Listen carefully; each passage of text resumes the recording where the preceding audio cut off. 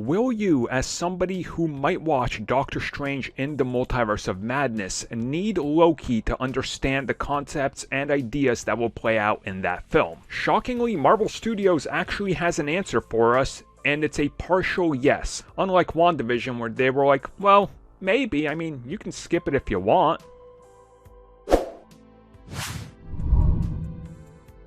In a recent interview with Inverse, Michael Waldron, the lead writer and producer of Loki, was asked about the upcoming Doctor Strange in the Multiverse of Madness because he is also the screenwriter of that film. And when asked, do you need Loki to understand the Multiverse of Madness, he said, and I quote, "I think that it's all required viewing for everybody."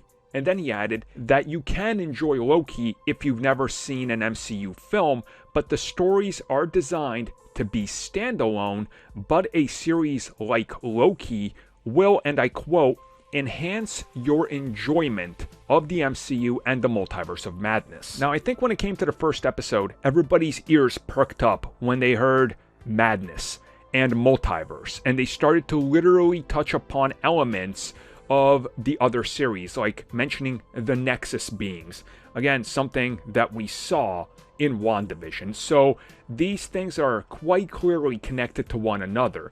And Loki, it seems like more than anything, if you watch it, you will go into Doctor Strange less confused.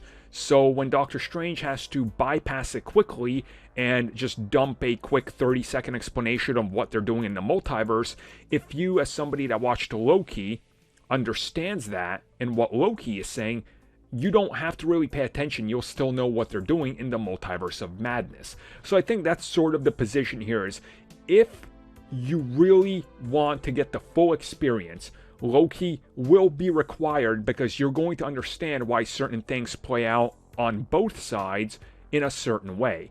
And I mean, it only makes sense that the guy who wrote Loki also wrote Doctor Strange in the Multiverse of Madness, and they're going to carry a through line of how time travel and multiverses work, because they don't want people working on it that are going to contradict one another.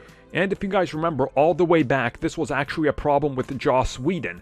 They would ask him about planning out the other films, and he'd be like, I'm just doing my own thing, they gotta follow me. Okay. But what if you contradict something? They'll figure it out. We'll all figure it out when we get to it. It's good. I'm doing my movie. It's like, guy, you gotta get in line. This is a shared universe. We gotta make sure things line up. That's what fans have come to expect. So Loki is sort of building up our anticipation for the multiverse to fully blow it out in a insane film style. Now, Loki, you don't necessarily have to watch it, but I think if you watched it so far, you understand why it's going to be more crucial going forward, because it's a big piece of the MCU.